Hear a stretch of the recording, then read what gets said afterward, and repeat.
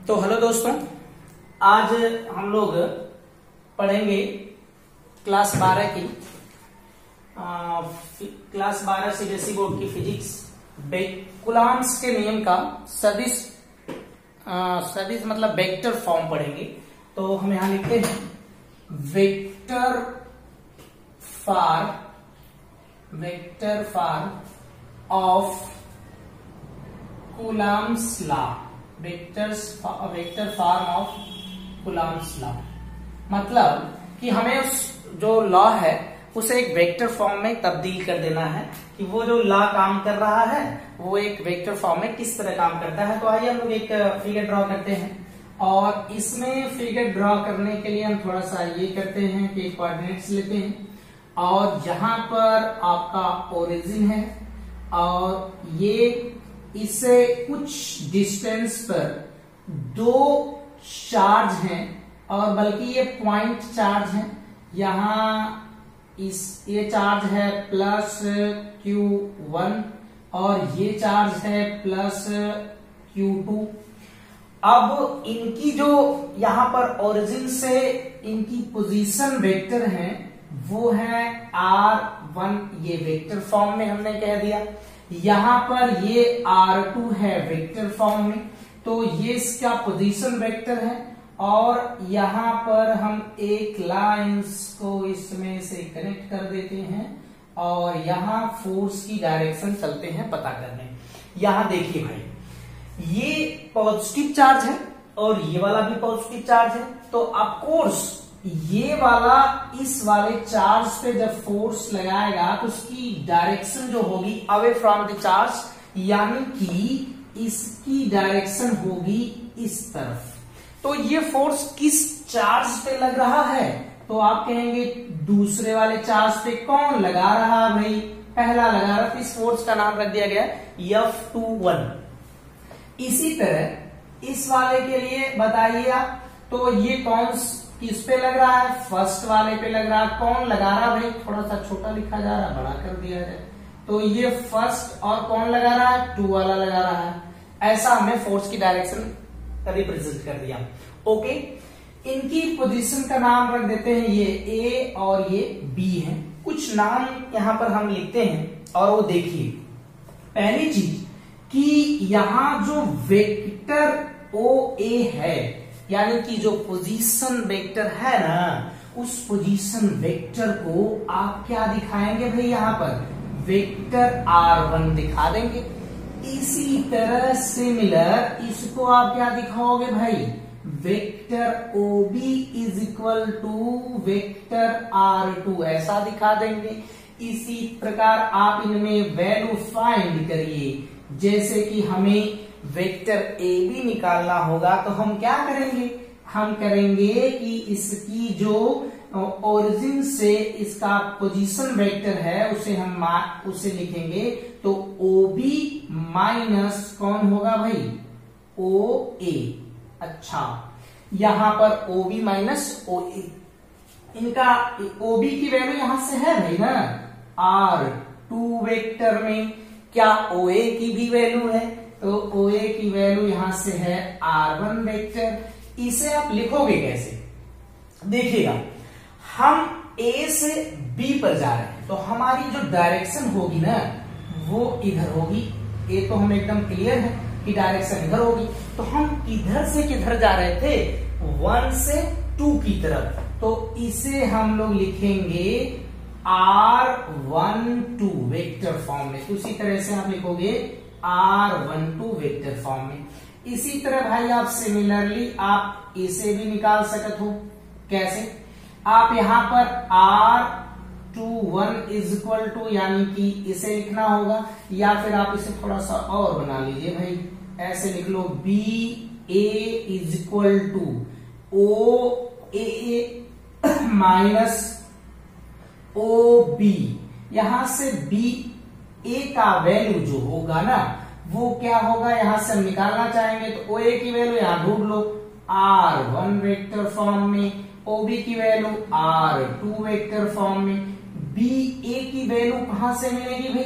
तो इसी तरह हम लिखेंगे B से A पर है तो B कौन है? 2 है और ए कौन है 1 है, तो इसे R और 2 1 कर देंगे। आइए अब हम बारी बारी से फोर्स निकालते हैं। पहले हम फोर्स निकालेंगे किस पे भाई, तो फोर्स ऑन किस पे, charge, force on charge Q2 किसके लिए भाई, due to charge Q1, due to charge Q1। इस फोर्स का नाम कितना है F21 बराबर कितनी वैल्यू होती है फोर्स की कूलम्ब्स लॉ के लिए, F is equal to 1/4πε0 Q1 Q2 upon R², ऐसा समथिंग हम जानते हैं। तो उसी तरह लिखेंगे भाई 1/4πε0 यहां से Q1 Q2 अपॉन कितना भाई, इसकी हम कौन से फोर्स निकाल रहे थे F21, तो 1 से ए से बी की डायरेक्शन में, जब ए से बी की डायरेक्शन में जाना तो इसकी हम लोग डिस्टेंस कितनी R12 इसका स्क्वायर होता है, बट यहां फोर्स की डायरेक्शन हमें दिखानी है, तो फोर्स की डायरेक्शन हम कैसे दिखाएंगे, यहां फोर्स की डायरेक्शन हम दिखाएंगे एक यूनिट वेक्टर से, तो यूनिट वेक्टर यही इसी का यूनिट वेक्टर R12 कैप में कर देंगे और इसी तरह इसी को थोड़ा सा आगे बढ़ाइए आप। क्या आप unit vector is equal to जानते हैं, यूनिट वेक्टर बताइए, A cap is equal to होता है इस वेक्टर, यह वेक्टर फॉर्म ऊपर और फिर नीचे इसका होता है मैग्नीट्यूड, इसका नीचे मैग्नीट्यूड। तो सिमिलर यार इसी तरह इसको भी आप बना सकते हो, कैसे, इसको बनाइए R12 कैप में इज इक्वल टू क्या होगा, इसका वेक्टर फॉर्म, तो R12 वेक्टर फॉर्म में, फिर उसी तरह R12 ये इसका मैग्नीट्यूड, इसमें वैल्यू पुटअप करिए F21 is equal to 1/4πε0 Q1 Q2 अपान कितना होगा बताइए, तो इसमें होगा R12 स्क्वायर भाई, और यहां यूनिट वेक्टर की जगह लिखोगे आप इतना R12, यहां पर R12, तो ये मैग्नीट्यूड है ये भी मैग्नीट्यूड है, तो यहां क्यूब हो जाएगा ना, तो ये 1/4πε0 और इसके साथ यहाँ Q1 Q2 अपान कितना भाई R⁴12, यहां से वेक्टर फॉर्म में R12, ऐसा फोर्स हमको मिल जाएगा। आप चाहो तो इसे भी एक फार्मूला के तौर पे याद रख सकते हैं। अच्छा, थोड़ा इसी को हम लोग एक और ढंग से बनाते हैं, जैसे हमारे पास यहाँ पर R12 जो है वो इसका मैग्नीट्यूड है, तो भाई इसका मैग्नीट्यूड क्या करना है, यहाँ पर तो लगा देना है आपको मॉड, तो इसका मैग्नीट्यूड फॉर्म में लिखेंगे, तो F21 इज इक्वल टू 1/4πε0, यहां बताइएगा Q1 Q2 अपॉन कितना, इसे आप लिखोगे, इस वाले को मॉड में लिखना है, तो इसका ये क्या हो जाएगा मैग्नीट्यूड, तो R2 माइनस R1, ये मॉड हो गया यहां पर क्यूब, और ये तो वेक्टर फॉर्म में ही रहेगा, तो आप इसको ऐसे ही लिख लो R2 minus R1 vector form में। इसे हम एक इक्वेशन के नाम से याद रखेंगे, लाइटली कट। अब क्या होगा, तो यहां देखिए ये फॉर्म इस तरह का बन गया, तो भाई अब थोड़ा सा ऐसा ही इस चार्ज के लिए इस चार्ज पे लगने वाले फोर्स को निकाल लेते हैं। निकालिए, चलिए इसे हम मिटाते हैं, चलो भाई मिटा देते हैं, मिटाया भाई, अच्छा मिटाइए। आइए देखिए, अब इसमें आप कर लो सिमिलरली भाई, ऐसा ही फोर्स किस पे लगे, इस वाले पे, तो हम लिखते हैं, क्या लिखते हैं, फोर्स ऑन Q1 Q1 किसके लिए? ड्यू टू Q2 कितना? F12 ऐसा होगा इज इक्वल टू कितना भाई? 1/4 Q1 Q2 यहां बोलो R21 का क्यूब, यहां पर R21 यूनिट वेक्टर नहीं होगा, ये वेक्टर फॉर्म में होगा। आइए थोड़ा और आगे बढ़ जाते हैं। इस फॉर्म में लिखना होगा तो इसको क्या लिखोगे? F12 नहीं लिखोगे, ऐसा ही होगा। F12 is equal to 1/4 Q1 Q2। इसके पास चलते हैं, चलो यहां देखिए R21 is equal to R1 minus R2, तो इसे लिख सकते हो आप R1 माइनस R2। बट पता चला का ओ ये तो मैग्नीट्यूड है, ये तो हमने इसको मैग्नीट्यूड में कर दिया।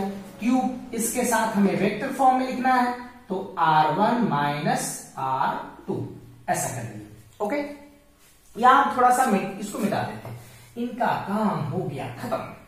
आइए थोड़ा एक काम और करते हैं। ये तो पहला फोर्स था, इसको मिटा ऐसे बंद कर लेते हैं। बंद कर लिए, थोड़ा एक काम और कर लो।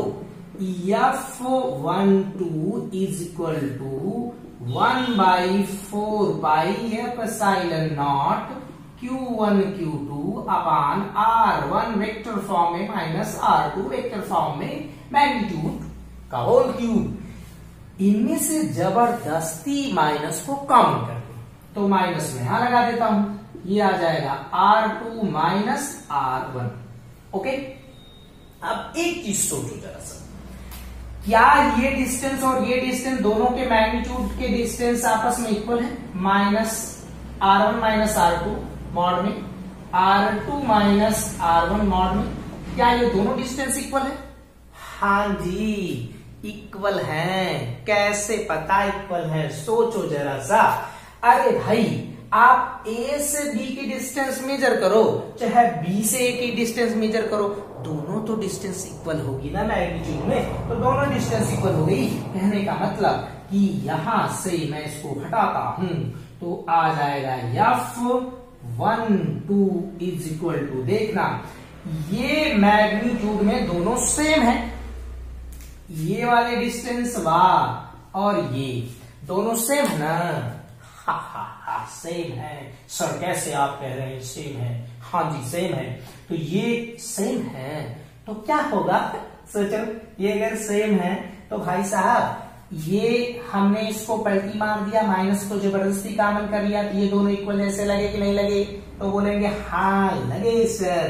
तो माइनस यहां लगाते हैं, इस पूरे की जगह लिख लेंगे क्या भाई? Minus F21। अब जरा सा इसको हम देखते हैं, देखो कैसे। यहां देखिए जितना फोर्स इस पे लग रहा है उतना फोर्स इस पे लग रहा है, और दोनों फोर्स इक्वल और कैसे हैं?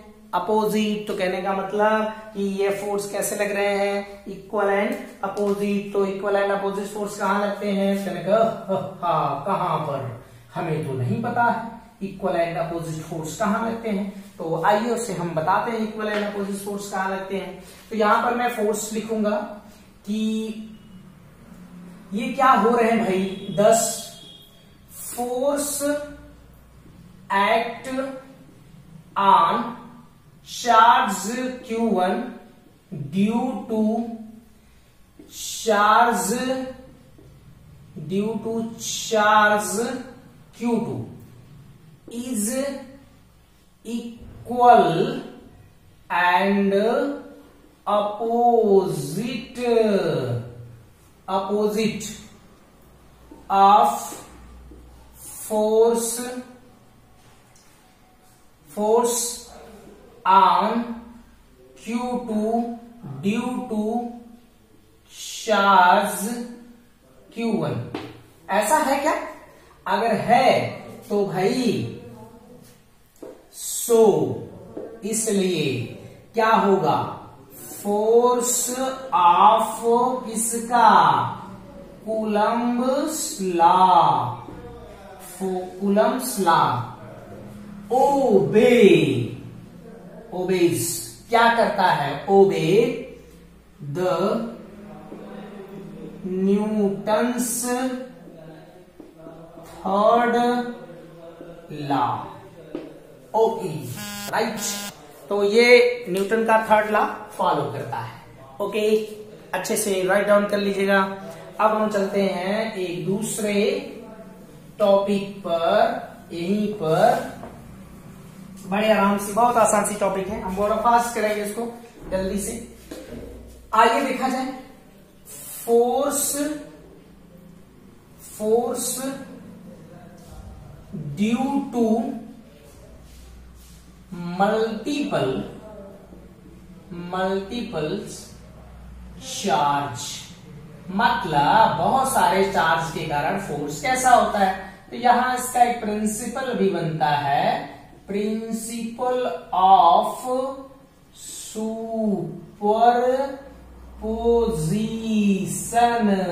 अच्छा चलो देखते हैं भाई, सुपरपोजिशन ऐसा नहीं करना है, सुपरपोजिशन का इसमें लगाना है। तो चलो ये देखते हैं। आइए पहले तो हम इस बात को थोड़ा समझे तो भाई क्या होता ये है।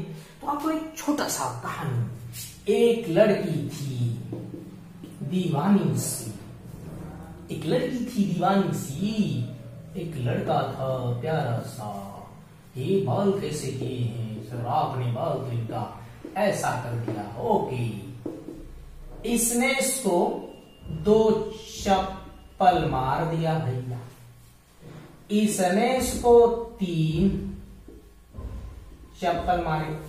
ओके, तो मैं अगर पूछूं कि ये जो शर्मीली थी, शर्मीली, इसने कितने चप्पल खाए दोनों लड़कों के हाथ, तो आप कहेंगे भाई कैसा हुआ यार, कैसे कैसे। तो देखो भाई, इसमें मारने वाले कितने हैं, टोटल कितने थे 3, तो मारने वाले कितने 2, क्योंकि एक तो मार खाएगा ही नहीं खाएगा, तो ये मार खाई बेचारी, कितने टोटल खाए 2 + 3 यानी कि 5 चप्पल मार खाए।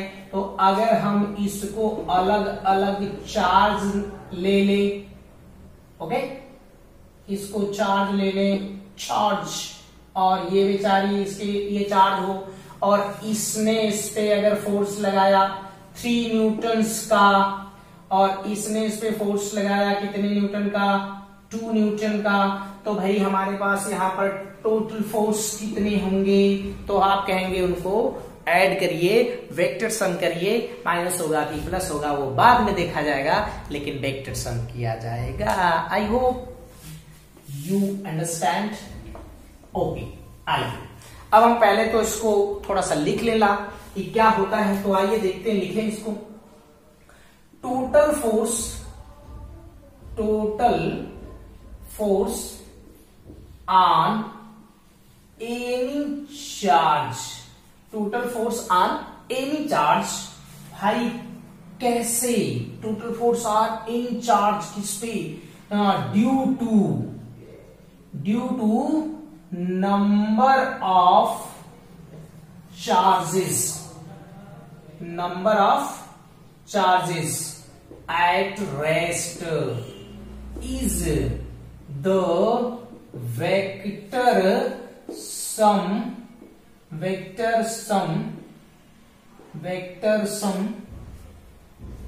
vector sum of all forces on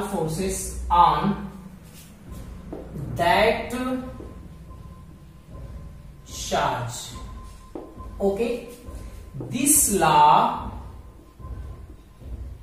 principle थोड़ा अच्छा लगता है, this principle is called principle of superposition, principle of superposition। कहने का मतलब कि एक सिंगल चार्ज पे जितना फोर्स लगेगा तो अदर जो चार्ज फोर्स लगाएंगे सभी के फोर्स को हमें क्या कर देना है, सम कर देना है, और हमें मिल गया। अच्छा चलिए और अब बताते हैं आगे।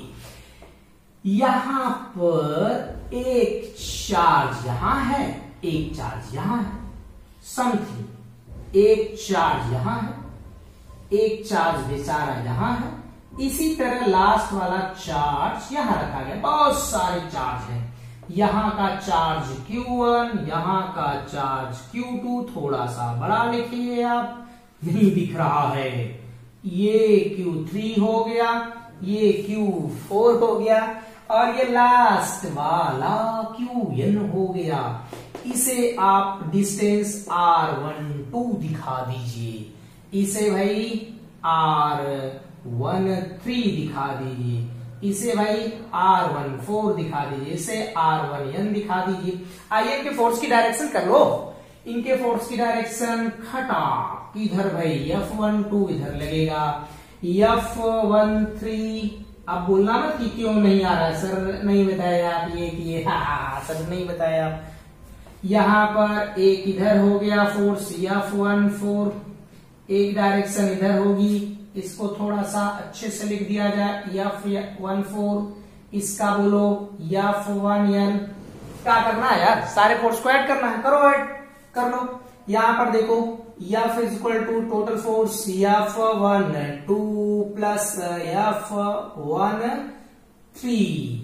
प्लस डॉट कर लो। इतना लिखेंगे यार, इतना लिख बोलो। इस फोर्स की वैल्यू बोल दो 1/4 by epsilon not Q1 Q2। देख लो इस वाले फोर्स के लिए Q1 Q2 अपान, बोलो जल्दी जल्दी, इसकी डिस्टेंस R12 स्क्वायर, इसके साथ यूनिट वेक्टर लगा दो कि नहीं लगा दो, क्योंकि डायरेक्शन हमें बतानी है। इसके साथ बोलो 1/4 pi epsilon not Q1 Q3 upon R13 square. यहाँ पर R13 का ये कौन सा फॉर्म भैया, ये यूनिट वेक्टर फॉर्म। लास्ट वाला 1/4 pi epsilon not Q1 Qn upon R1n का स्क्वायर। यहां पर बोलो R1n कैप, R1n कैफ पूरे का फॉर्म। आइए यहां क्या करो, दिख रहा होगा, हाँ जी दिख रहा है।